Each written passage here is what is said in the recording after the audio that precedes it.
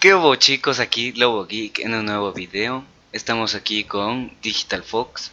Hola chicos, ¿cómo están? Tu canal va a estar en la descripción. Sube buenos clips, buenos videos. No es un canal de hardware como el mío, pero es muy bueno. El día de hoy se preguntarán por qué estamos con él y es porque vamos a hablar sobre la historia del PC gamer. O sea, cómo empezamos de un procesador que Digital Fox me estaba comentando que casi ni siquiera tenía un hilo entero a un procesador que tiene 16 núcleos, 32 hilos.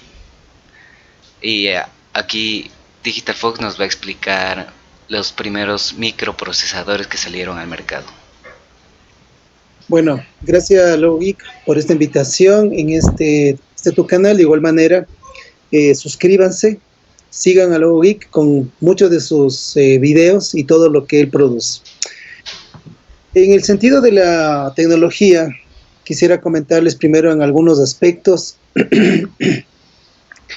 cómo el mundo ha desarrollado sus procesadores, cómo el mundo ha desarrollado las placas base y cómo la tecnología en luz, en corrientes eléctricas, ha permitido que nosotros podamos ahora, en la actualidad, disfrutar de los dispositivos móviles, tablets, computadoras. Remontando un poco la historia de nuestras diferentes fases de tecnología, tenemos algo muy claro y algo muy preciso. IBM, una de las primeras en lanzar computadoras personales, implementó con Intel, una marca muy conocida a nivel mundial, que más bien está perdiendo un poco de mercado a nivel de lo que son procesadores y algunos accesorios y cosas. IBM junto con Intel, en los tiempos muy remotos de la antigüedad, yo conocí las computadoras personales 286 y 386. Estos procesadores 286 trabajaban específicamente a 6 MHz. Sí, como lo escucha, 6 MHz de velocidad. Pero trabajaban a 6 MHz porque en ese tiempo no se trabajaba primeramente una multiplataforma como se trabaja ahora en el sistema Windows, sistema Mac o sistema Linux. En este caso, los 6 MHz eran simplemente para procesar hojas de datos, hojas de Word, por así decirlo, pero en esta situación, lo que único se utilizaba en las computadoras personales eran para trabajos de oficina. No era como la comodidad que tenemos ahora de tener cada uno un PC. El procesador 286 y 386, trabajando a 6 MHz, les comento, les digo con todo el amor del mundo, no tenían subprocesos. Eso quiere decir que no tenía ni siquiera un hilo, no tenía absolutamente nada, era un solo core. Lo vamos a poner en el video, más o menos cómo era la construcción a comparación de los microprocesadores que son ahora de silicio y tienen algunas capas de protección, a diferencia de los procesadores antiguos. Ojo, no estamos aún llegando ni siquiera a la generación Pentium. Estamos solo hablando de procesadores 286. O sea, tú ibas a un local, ibas a cualquier lugar que eran los únicos importadores. Toma en cuenta que la dolarización a los sucres, una computadora llegaba aproximadamente a valer 4 a 5 millones de sucres, con teclados extremadamente grandes. Y también vamos a hacer una referencia en este video, no muy rápidamente, pero muy específicamente, que todos los dispositivos externos, los periféricos, tenían conexiones seriales con pines de 8 y de 6. ¿Tú me quieres preguntar algo, Lobo Geek? Cuando te refieres a que los periféricos no tenían la entrada USB, te refieres a la entrada circular que toda placa madre tiene en la parte trasera, ¿verdad? Exacto. Mira, hay una situación. Los disipadores de electricidad, los disipadores de temperatura, no se trabajaban de la misma forma en inyección líquida de aluminio con un poco de zinc para la disipación específica. En ese tiempo se trabajaba un enchape más caro, que era el de oro. Los puertos seriales manejaban más o menos una tecnología acoplada a los microprocesadores. El puerto serial era lo único que existía, tomando en cuenta que aún no existía tampoco la tecnología infrarroja. Miren, los mouse comunes y corrientes que ahora nosotros compramos en gama alta, media, y los económicos, todos tienen un infrarrojo en X y en Y para poder mover. Claro. Pero en ese tiempo, los mouse, los teclados, las impresoras, los escáneres, tenían las conexiones seriales en la parte trasera y venía a ser más o menos de este tamaño, un CPU, de este tamaño, siquiera de unos 60 centímetros a 50 por unos 25 a 35 centímetros. Todo eso eran las placas. Tenían dos fuentes de poder para la placa, el procesador, los puertos seriales, el disco duro y 6 a 4 disipadores de temperatura. O sea, era una completa máquina que era lo más rápido que existe, ¿no? En ese tiempo. Y claro, voy a algo más rápido en este sentido, que también la capacidad en discos duros llegaban a los 128 megas. 128 megas. Si hacemos el cálculo, son aproximadamente unas 40 o 30 canciones en MP3. Lo que ahora en un celular ni siquiera se nota. Más o menos, un ejemplo. Entonces, hablando de dispositivos periféricos, procesadores en ese tiempo, fueron avanzando.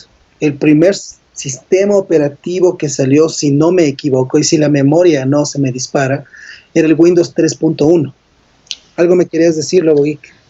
Mencionaste de que cuando te enseñaban a hacer mantenimiento, casi nadie entendía. Pero ¿por qué se debe esto? Porque en la actualidad es algo tan fácil como coger una brocha y cambiar un poco de pasta térmica. El mantenimiento era de esta forma. Hablando sobre este sentido de los 286, el X86 y X64. Los disipadores y los discos duros, las memorias, tenían tenían un tamaño más o menos, un banco de memoria de 512 kbytes.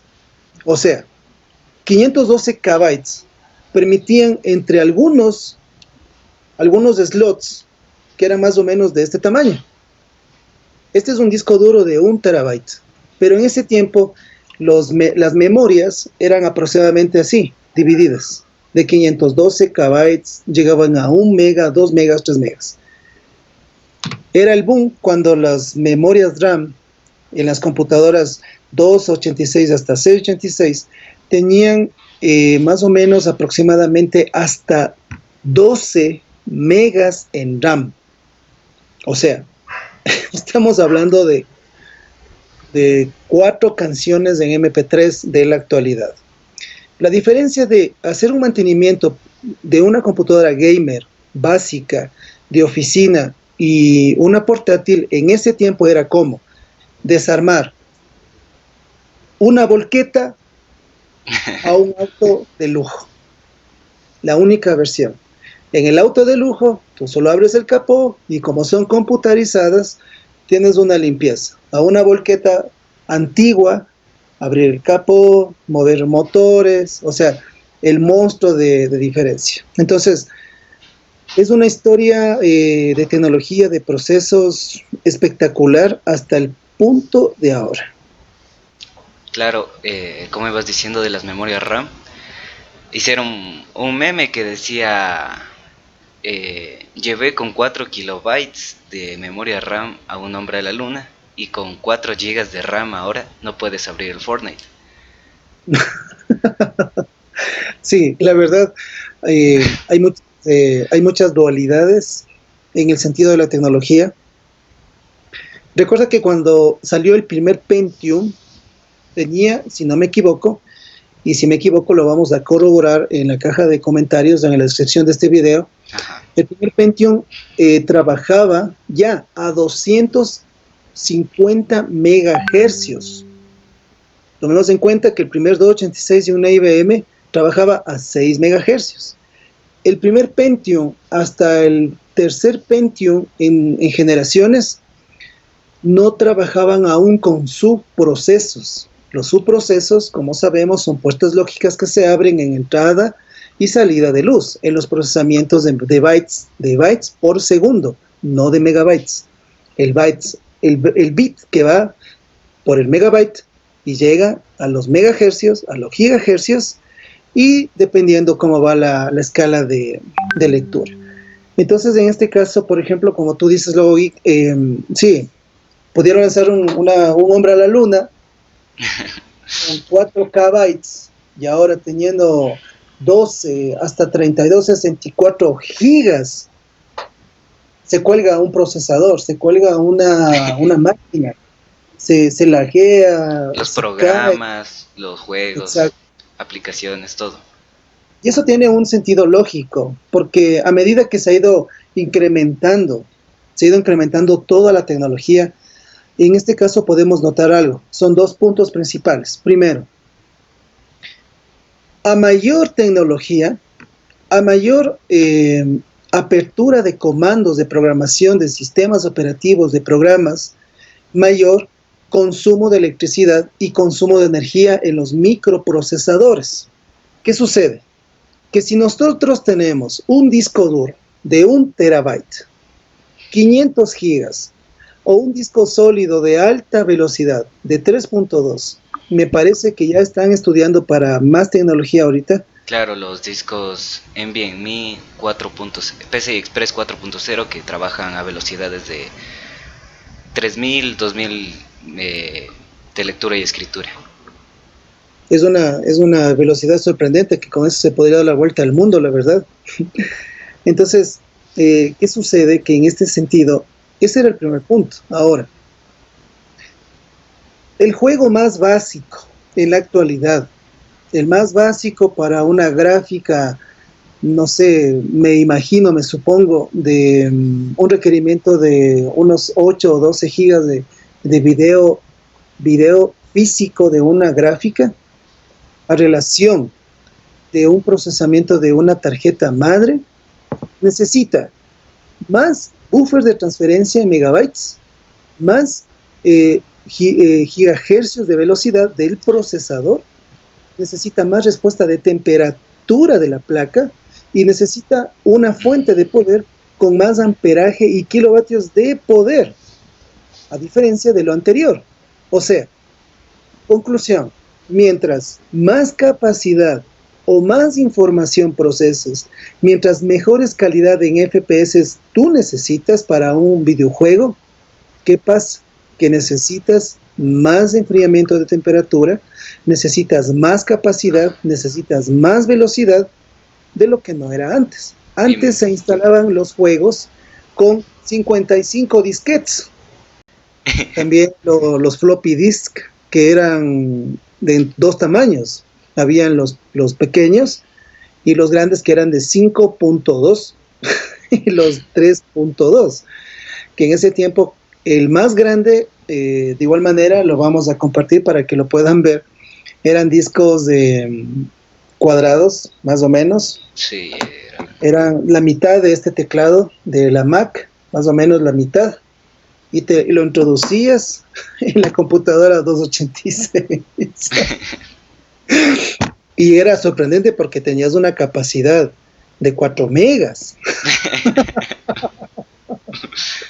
Entonces, miren, tenemos que agradecer a la tecnología, a los científicos, a las empresas, a las fundidoras de procesadores, a los robots, a todo el mundo en poder ahora tener esta tecnología.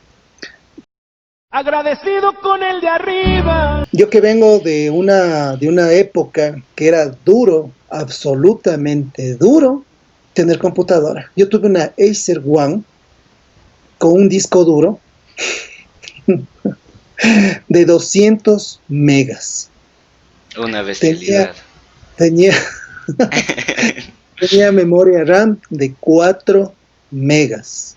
Era un procesador, un Intel Pentium 1 de 555 megahercios. Un monitor de este vuelo que quemaba los ojos pasadas las 2 horas, porque no trabajaban a 60 hercios. Esos trabajaban a 220 hercios. Eso quiere 200, decir que no 220 tenía Hz. filtros, que no tenía nada de disipación de color, de temperatura. Y si uno se acercaba, aparte, las pantallas eran semicurvas por los disipadores, por toda la parte Sí, electrónica que pero tenía dentro. no curvas para atrás, se podría decir, sino para adelante, si no me Claro, equivoco. claro, la curva periférica tenía para adelante, no para atrás. Ahora para atrás es porque es una forma estereoscópica la que trabajan los nuevos monitores, los monitores Dell, los monitores AIO y algunas marcas Sí, para que MSI, no, Asus. exacto. Ajá. Son una de las marcas que próximamente nos van a estar auspiciando para que vean en el canal. Y, y sobre todo, tener en cuenta que hacer un trabajo antes de mirar internet, tal vez entrar a Office, abrir una página de Word, tener un videojuego. Era un lujo tener un solo videojuego en la computadora. Era un lujo. ¿Por qué? Porque las placas integradas de video en la placa madre soportaban, si no me equivoco, de 128 megabytes a 350 megabytes. Yo te pregunto, Lobo Geek, ¿cuánto es la gama más alta en gráfica ahora para PC gamers? La gráfica más alta que existe es la RTX, o sea, la más potente es la RTX Titan, pero esa se utiliza para edición de video. La que en realidad se utiliza para gaming son las RTX 2080 Ti, que tienen lo siguiente. Tienen unas velocidades de 1350 MHz y en Qué bestia. overclock se podría decir, o en velocidad turbo, tiene unas velocidades de hasta 1724 MHz, si no leí mal, una arquitectura de 12 nanómetros, aparte del ray tracing, que es una bestialidad, como refleja todos estos... No es la luz que emite. También tiene un cálculo de 13.45 teraflops. Los teraflops son los cálculos matemáticos que puede realizar una tarjeta gráfica.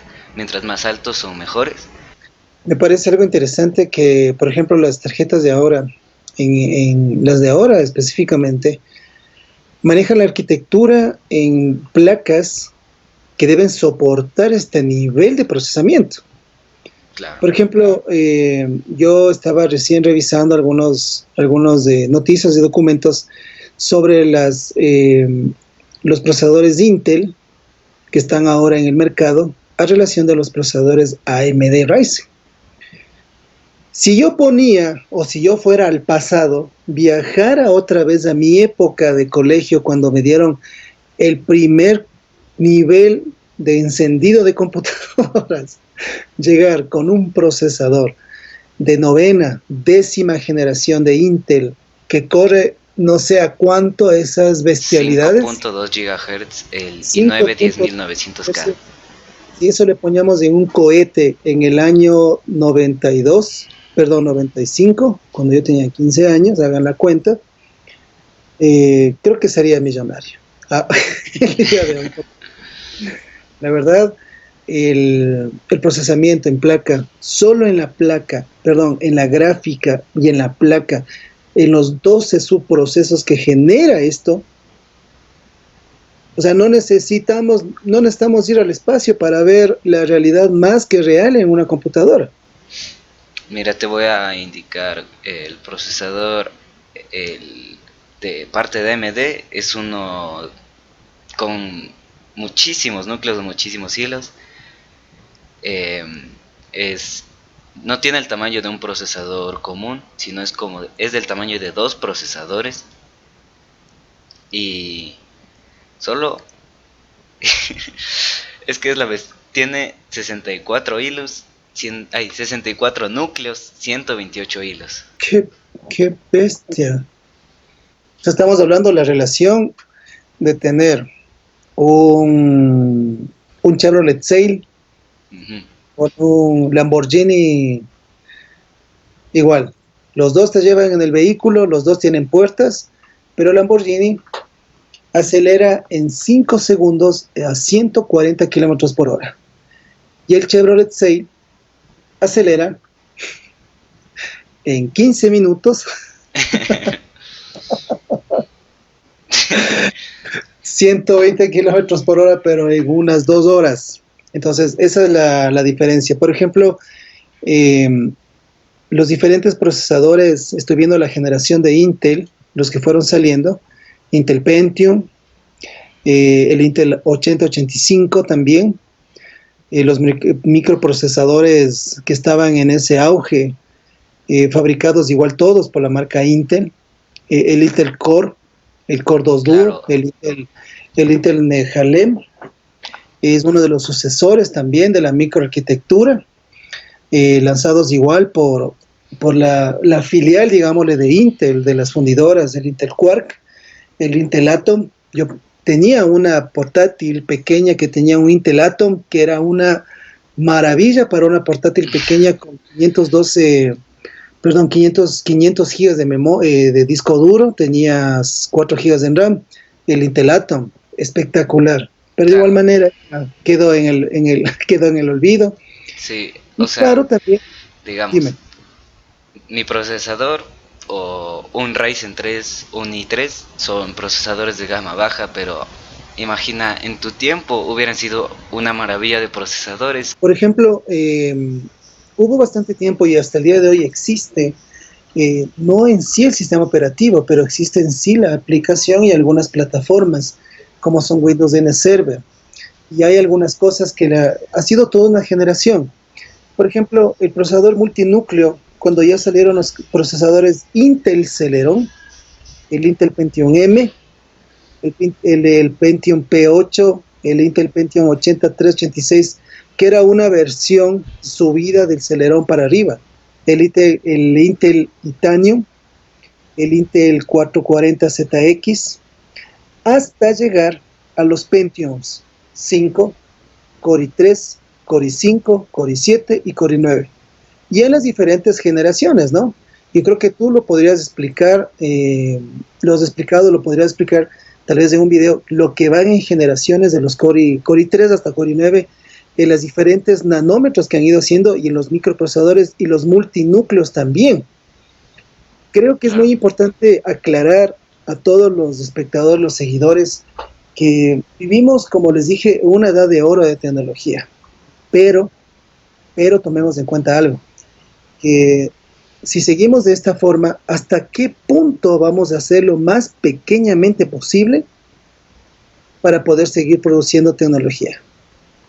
Claro, con mis amigos sabemos bromear sobre el J2, que es uno de los peores celulares que pueden existir, Ajá. que, bueno, decimos que su procesador es de menos 4 nanómetros, que puede parecer burla, pero tal vez algún día se haga realidad y estos procesadores que ahora sentimos que son potentes y son lo mejor del mundo, puedan quedar como un Pentium, un Celeron o un Athlon. Exacto. Por ejemplo, haciendo una comparación de la computadora, la primera computadora que yo tuve, que era la Acer One, y en las características que les mencioné, si acoplamos ese nivel de tecnología, toda esa arquitectura que tenía en un celular, el celular más podrido, caduco, obsoleto, lento, raro, sería extremadamente rápido. Hemos dado un paso agigantado a 1000, diría yo, en las computadoras actuales. Por ejemplo, Claro. estamos haciendo ahorita la videoconferencia, yo desde una Mac Pro, que tiene un procesador Core i7, tiene 12 GB de RAM, tiene una pantalla de retina y tiene todas las cosas que tiene la Macintosh. Claro, Con una computadora bastante premium. exacto, y con la computadora también de la Geek, que tiene un procesador extremadamente rápido, creo que es, si no me equivoco, un procesador i7, igual tiene 12 o 16 gigas en RAM, un disco duro de 2 o 3 terabytes, 2 unos teras en NVMe. periféricos de igual manera de gama alta. Entonces, ¿qué sucede? ¿Qué es lo que sucede? Que si nos ponemos en relación de todo lo que hemos hablado, la historia antigua, disquetes, procesadores de no tan alta velocidad, monitores y todo, nos ha permitido el día de hoy conocer pantallas planas, LED, retroiluminadas, la tecnología Bluetooth, que ya le dejó aplazado a la tecnología infrarroja, que era algo, wow, lo maravilloso, lo que estaba explicando de los mouse que no acabé de explicar, que cuando vino la tecnología USB de alta transferencia, porque también vienen en dos capacidades, dos tecnologías de USB, ¿qué es lo que sucede? Que los primeros mouse, y quisiera tal vez, lo vamos a poner en el video, los mouse de antes tenían 4 conectores internos para una bola, era una bola de un material, si no me equivoco, era de policarbonato, con una aleación de plástico que no permitía que exista un imantado con los componentes X, Y y Z. Yo recuerdo que cuando no queríamos tener clases en laboratorio de programación, recuerdo que sacaban todas las bolitas de los mouse, le sacaban a la bola. Yo tengo unas de reliquia y vamos a hacer también otro video porque tengo mucho de eso almacenado como historia. Podemos comparar mis periféricos de gama alta, que serán unos 10, 20 años después, comparados Exacto. con los tuyos. Entonces es algo espectacular porque yo creo que de aquí, como comenzamos con estos segmentos, vamos a implementar estas comparaciones y también de qué manera también los teclados han mejorado en contactores, en plásticos, en recubrimientos ergonómicos, antipolvo, y lo más fascinante que puede existir para mi forma de ver es que los periféricos ahora, para trabajo de edición, para trabajo de lo que es oficina y estudios, se puede hacer inalámbricamente. Ahora, tú sabes que los gamers trabajan con teclados y con periféricos alámbricos que tienen una mejor respuesta en clics, en presiones y latencia para los juegos. ¿Qué diferencia? Yo he hecho la prueba, yo no soy tan gamer, soy creo que un promedio medio, a relación de este canal que me ha hecho la invitación, que en este sentido podemos ver una alta variedad en lo que son repuestos, accesorios y cómo nos puede mejorar la vida. Sí, por eso Logitech tiene en su mouse G502 Lightspeed, si no me equivoco. Es un cable que va directo a la placa madre, que después se conecta al receptor del mouse para tenerlo más cerca del mouse y así tener menor latencia. También hay otro avance de Logitech también, que incluye también a sus periféricos inalámbricos, especialmente a su mouse, que es una alfombrilla donde solo pones el mouse, se recarga solo mientras juegas, mientras esté prendida la computadora, cualquier cosa. Igual recuerdo, con la misma comparación que estás mencionando, mientras el cable era más largo, era mejor. Y cuando uno le daba mantenimiento al mouse, tenías que limpiarle la bolita porque se hacía de excremento de ratón o de duende para que sirva de una forma eficaz. Y cuando ya salieron después los puertos USB, los puertos USB 2.0, el 3.0 y la alta velocidad y las conexiones SATA externas, creo que en este caso, como les dije otra vez, vivimos de una etapa de oro, ya que si ustedes tienen la posibilidad de aumentar una memoria RAM en tu computadora de escritorio, puedes aumentar un disco duro de alta velocidad que sea disco rígido. Cuando la primera vez escuché disco rígido, yo decía, pero todos están rígidos. Claro. No, tenemos que también, vamos a hacer también la explicación de cómo los discos mecánicos también han hecho una evolución en revoluciones por minuto, porque ahora también para la transferencia de escritura, de lectura, de recibida, de escritura en programas, en subprocesos, ha mejorado la vida. Porque sí, ahorita recordando algo, los discos duros antiguos, que eran la única marca que globalizaba todo, eran los discos duros Hitachi, que ya no existe, creo, esa marca. Suena a un nombre como de Karate Kid o algo así. Sí, eran unos discos duros encapsulados al vacío como todos, pero en ese tiempo tenían una tecnología que permitía que el disco duro, dependiendo de la región geográfica del planeta, trabaje a una mejor lectura o a una lectura diferente. Y como nosotros aquí en la ciudad del Ecuador, en la capital, vivimos a 2.800 metros de altura, ese disco Hitachi tocaba estarle ventilando, me acuerdo, porque el disco Hitachi se calentaba tanto que la computadora mandaba un mensaje que decía: el disco está a punto de dormir. Aunque no me lo crean, era algo tan, pero tan chistoso, pero para ese tiempo decías, hagamos rápido las cosas porque ya mismo va a dormir el disco duro. Ya tenía ¿cómo sería? Un firmware que controlaba la temperatura interna, hacía que todos los disipadores que estaban conteniéndole el disco se apagaban y cortaba la electricidad para que el disco se ventile y se baje la temperatura. Antes de explotar. Y si tú no le apagas antes de que explote y se incendie, y si tú no le hacías desde tú como usuario darle la aceptación, ¿qué sucedía? El disco duro tenía el riesgo fatal de quemarse. Así. A mí se me han dañado, se me han quemado placas, se me han quemado discos duros, he configurado mal memorias RAM en velocidades diferentes, pero de esa manera les digo a todos los que nos están viendo en este video bastante agradable, gracias otra vez por la invitación al canal de Low Geek, suscríbanse, denle like a este video, a los otros también, y métanse a mi canal, es un poco más de comedia, un poco más de algarabía, de jolgorio, pero de igual manera, los dos canales asociados, nosotros nos encargamos de hacer, yo he encargado de hacer producción audiovisual, animación y todo lo que refiere a diseño y todo. Como es Lobo Geek, de igual manera la profundización y lo interesante es el estudio tan profundo también de productos, de hardware y todo lo que ustedes ven.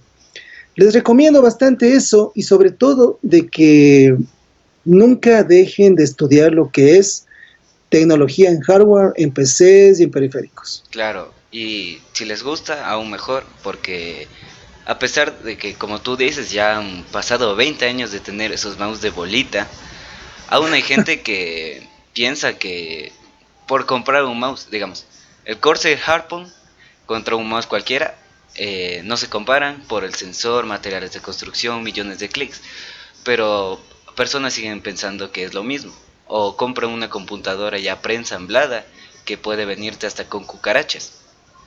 Exacto. Sí, a mí cuando ya mejor tomé la decisión de comprar por piezas y armarme las computadoras, no es por hacer de menos a nadie ni yo hacerme el millonario, pero he tenido algunas computadoras y Lobo Geek lo sabe, yo las mismo he armado. Los discos duros han evolucionado muchísimo hasta tener las unidades de estado sólido que se conectan directo a la placa, que también me olvidé de comentarte que estas también se calientan tanto que necesitan un disipador de aluminio especial que ya viene preinstalado en placa. Wow. Claro. Sí, y claro, y el último comentario.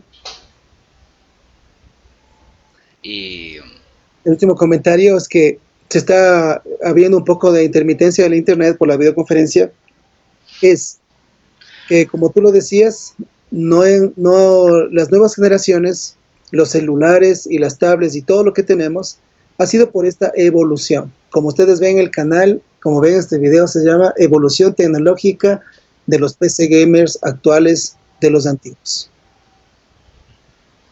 Claro, digamos, Digital Fox jugaba en un PC gamer que no tenía ni un hilo, o sea, no tenía ni un subproceso y solo en el Windows 3.1 de lo que estuve viendo en imágenes, el único juego que ya venía preinstalado era el Buscaminas, que es todo un clásico.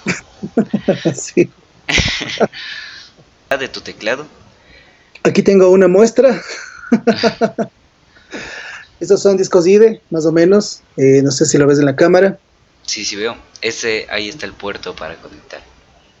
Son puertos IDE. Bueno, hacemos un adelanto de la promoción.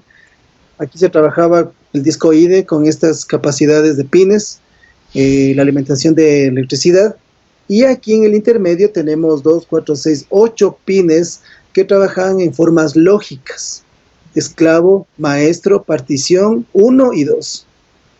Y esto se configuraba directamente al BIOS, al CMOS, y se le designaba una unidad lógica para que no involucre a lo que ahora existe. Rápidamente conectas de SATA y el sistema operativo ya designa las unidades lógicas, lo que antes no había cómo hacerlo, sino configurarlo manualmente. Claro, ahora solo conectas, digamos, un disco sólido SATA, conectas, cambias el sistema operativo de tu disco duro al disco sólido y ya, vuela tu computadora.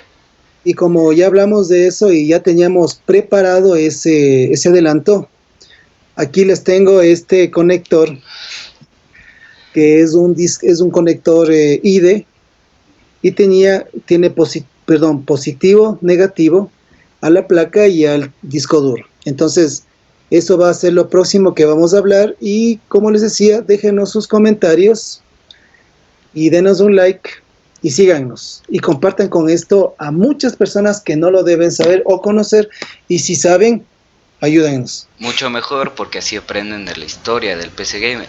Tal vez algunos de sus amigos se esté preguntando cómo empezó todo esto, cuáles fueron los primeros procesadores y aquí es donde decimos, estos fueron los primeros mouses, los discos duros trabajaban a estas velocidades, a estos buffers de transferencia, usaban este tipo de cables y las tarjetas gráficas, las más potentes, eh, como dijo Digital Fox, creo que se utilizaban 5000 MHz, no, 500 MHz de velocidad. Los primeros a 6 megahercios, Ah, eso, 6 MHz. 250, 550, 600.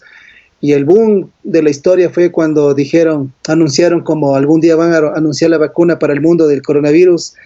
Hemos desarrollado el primer procesador que trabaja a 1 gigahercio. A 1 gigahercio. Wow, decían 1 gigahercio. El primer Pentium.